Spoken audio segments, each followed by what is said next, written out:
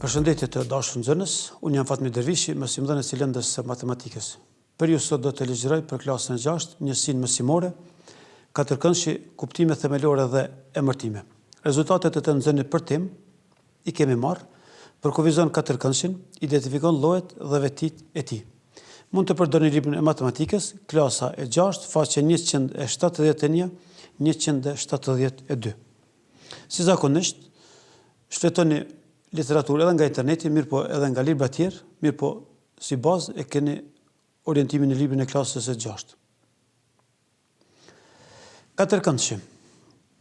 Para se të fillojmë, njësim mësimore, po besoj që përpara keni një fletore së një flet, laps dhe vizore, në mënyrë që paralelisht së bashku me mua të punoni edhe ju në shtëpitë e juaja. Në fletën e bardhë që keni përpara, merrni 4 pika, A, B, C, D, siç po e shihni në figurë, dhe pastaj me vizore bashkoni pikën AB, pikën BC, CD dhe DA. Pas bashkimit të këtyre pikave, në fletoren tuaj do të vreni një figurë, pra një shumëkëndësh që formohet nga 4 segmente e që në rastin tonë ne e quajmë katërkëndësh. Pra, te katërkëndëshi, sigurisht edhe te shumëkëndësha tjerë, dallojmë pikat e skajshme të segmenteve që i kemi quajtur kulme, A, B, C, D. Pastaj segmentet AB, BC, CD dhe DA i kemi quajtur brinjët e katërkëndëshit. Dhe kemi brinjët që kanë pikën e skajshme të përbashkët i kemi quajtur brinjët fqinje. Në rastin tonë, brinjët fqinje janë A, B me BC. Pra, e kanë një pikë të përbashkët ose pikën e skajshme. Nëse brinjët nuk kanë asnjë pikë të përbashkët, ato brinjë janë jo fqinje. Në rastin tonë, brinjët e cilat nuk kanë asnjë pikë të përbashkët i kemi. Brinja AB nuk ka asnjë pikë të përbashkët me brinjën DC. Pastaj, brinja BC dhe brinja AD po ashtu janë brinjë jo fqinje sepse nuk kanë asnjë pikë të përbashkët. Kulmet fqinje janë ato kulme që janë skaje të njëjtës brinje.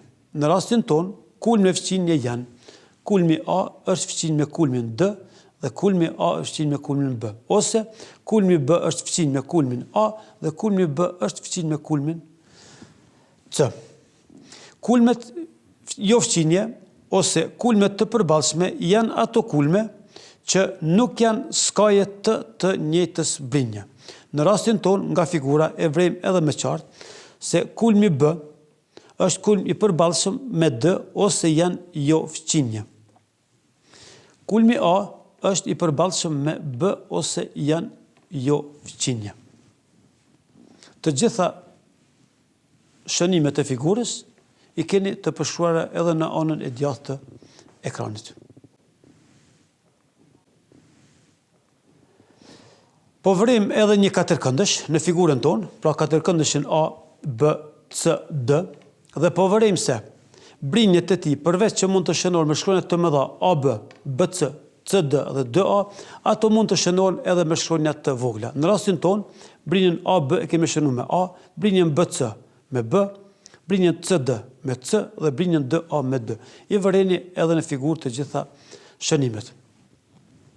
Përveç këtyre segmenteve, në figurë vërejmë që kemi edhe segmente tjera, e ato segmente janë segmentet të cilat bashkojnë kulme jo fqinje, AC dhe BD. Segmenti AC ose segmenti që bashkon dy kulme jo fqinje quhet diagonale e katërkëndëshit. Katërkëndëshi ka 2 diagonale. Diagonalen AC në rastin tonë dhe diagonalen BD.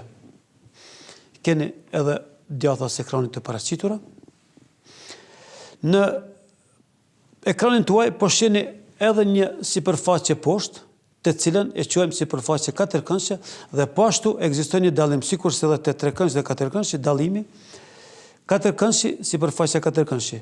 Katërkëndshi përfshin vetëm segmentet që formojnë atë katërkëndësh ndërsa sipërfaqja gjithë pjesën brenda së bashku me brinjët ose segmentet që formojnë katërkëndëshin. Perimetri i katërkëndëshit është shuma e brinjeve të katërkëndëshit për barazi me A plus B plus C plus D, që do thot që ta gjejmë perimetrin është tepër lehtë, vetëm mbledhim brinjët A plus B plus C plus D.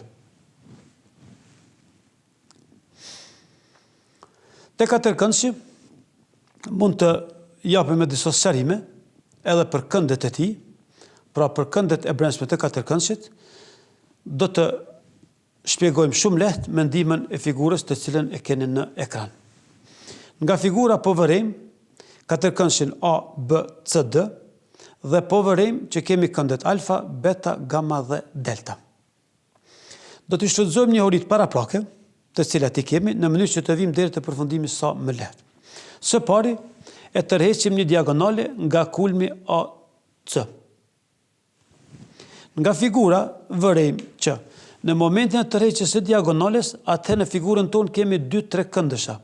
Trekëndëshin D, C, A, e kemi edhe në ekran djathtas, dhe trekëndëshin C, B, A. Te trekëndëshi i parë rrjedh se këndet delta plus gamma n plus alfa n barazi 180 shkallë. Nga trekëndëshi i dytë beta plus gamma 2 plus alfa 2 barazi me 180 shkallë. Nëse shfrytëzojmë një horit paraprake, që dim se shuma e këndeve të brendshme të çdo trekëndësh është 180 shkallë, atëherë shumë lehtë mund të vim deri te përfundimi se sa është shuma e këndeve të brendshme të katërkëndëshi. I mbledhim delta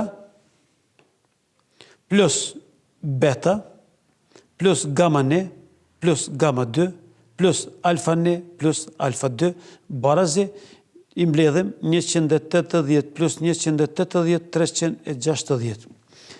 I grupojmë delta plus beta plus gamma n plus gamma 2 i grupojmë plus alfa n plus alfa 2 i grupojmë për shkak se nga figura do të nxjerrim përfundimin se kur mbledhim alfa n plus alfa 2 ai kënd e ka madhësinë sa këndi alfa. Kur mbledhim gamma n plus gamma 2, ato dy kënde kanë madhësinë sa këndi gamma. Prandaj kemi delta plus beta përshuhet, këto dy kënde kur i mbledhim ne jap këndin gamma, alfa plus alfa n këndin alfa barazi me 360 shkallë, që do të thotë se shuma e këndeve të brendshme të katërkëndshit qenë ka 360 shkallë. Marrim një shembull në të cilin do të llogarisim edhe shumën e këndeve të brendshme ose do të gjejmë këndin beta në rastin tonë e do të llogarisim edhe perimetrin e katërkëndshit. Figurën e kemi paraqitur, brinjët janë 10 cm, 5, 7 dhe 6. Më lart tham, shuma e brinjeve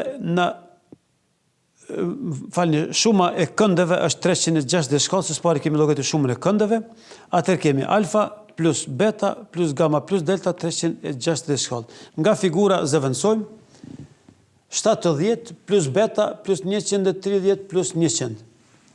Mbledhim numrat që bëjnë 300, beta plus 300 barazi 360 shkallë, beta barazi me 360 minus 300, del që këndi beta ose këndi kërkuar është 60 shkallë.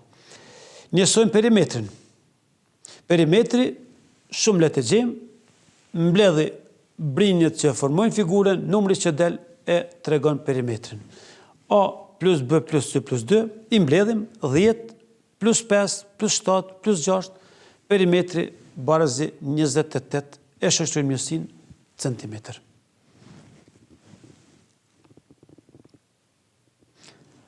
Detyrë shtëpie, vizatoni katërkëndëshin KLMN dhe tregoni, i keni shënuar me poshtë se çka do të tregoni në lidhje me atë katërkëndësh.